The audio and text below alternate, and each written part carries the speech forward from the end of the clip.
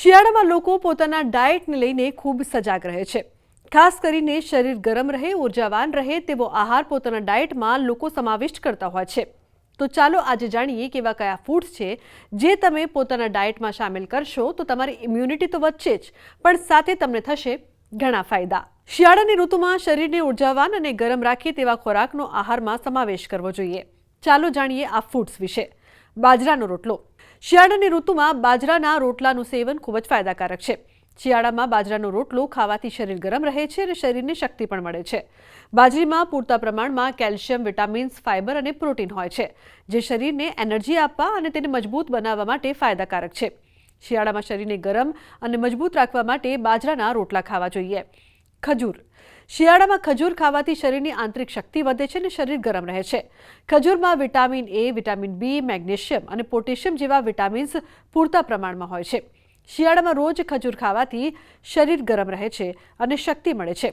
તેમાં હાજર dietary fibre શરીરની પાચન ક્રિયાને પણ બરાબર રાખે છે। શિલાજીત। શિયાળામાં શરીરની શક્તિ વધારવા અને શરદીથી બચવા માટે શિલાજીતનું સેવન ખૂબ જ ફાયદાકારક છે।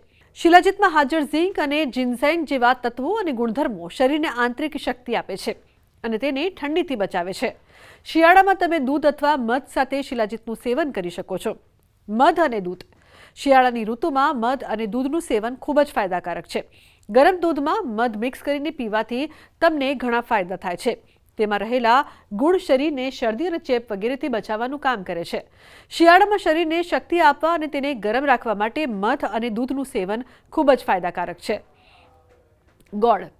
શિયાળામાં ગોળ ખાવો ખૂબ જ ફાયદાકારક છે। ગોળનું સેવન કરવાથી તમારા શરીરને iron, copper, calcium, magnesium, phosphorus જેવા તત્વો પર્યાપ્ત માત્રામાં મળે છે। ગરમ દૂધમાં ગોળ ભેળવીને ખાવાથી તમારા શરીરને શક્તિ મળે છે અને શરીર ગરમ રહે છે।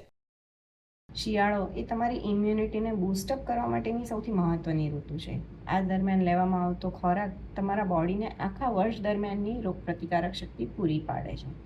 તો તેમાં સૌપ્રથમ છે ખજૂર। ખજૂરમાં ભરપૂર માત્રામાં આયર્ન રહેલું હોય છે, જે તમારા લોહીને સુધારે છે અને શરીરને હૂંફ આપે છે। ખજૂર તમે સવારે દૂધ સાથે ખૂબ ચાવીને લેવાથી બોડીની રોગપ્રતિકારક શક્તિ પણ વધે છે। તેમજ આદું સવારે ચામાં લેવામાં આવતું હોય છે, અથવા તો આદુમાં રહેલા એન્ટીબેક્ટેરિયલ અને એન્ટીવાયરલ જેવા ગુણો રહેલા છે કે જે તમને શરદી જેવા રોગો સામે રક્ષણ આપે છે। સફેદ તલ કે જેમાં કેલ્શિયમ રહેલું છે, જે તમારા હાડકાને મજબૂત બનાવે છે અને બોડીનું મેટાબોલિઝમ વધારીને શરીરને ગરમાવો અને હૂંફ આપે છે। આ ઉપરાંત ગોળ છે, જે તમને ઇન્સ્ટન્ટ એનર્જી પ્રોવાઈડ કરે છે અને બોડીની પાચન ક્રિયાને સુધારે છે, ચયાપચયની ક્રિયાને સુધારીને શરીરને ગરમાવો આપે છે। શિયાળા દરમિયાન વસાણા પણ ખૂબ બનતા હોય છે। વસાણા જેવા કે અડદિયો છે, મેથી પાક છે, કે જેમાં સૂંઠ અને ગંઠોડા જેવા પાવડરનો ઉપયોગ થતો હોય છે। તેમજ ઘી અને ગોળ તો હોય જ છે। આ વસાણા પણ તેમજ સૂંઠ અને ગંઠોડા તમારા શરીરને ગરમાવો, નેચરલી હીટ આપીને બોડીની રોગપ્રતિકારક શક્તિ વધારે છે। તો આજના અહેવાલમાં બસ આટલું। ફરી મળીશું એક નવી અને મહત્વપૂર્ણ જાણકારીની સાથે, પરંતુ આ વિડીયોને આપ ખાસ લાઇક કરજો અને વધુમાં વધુ શેર પણ કરજો। નમસ્કાર।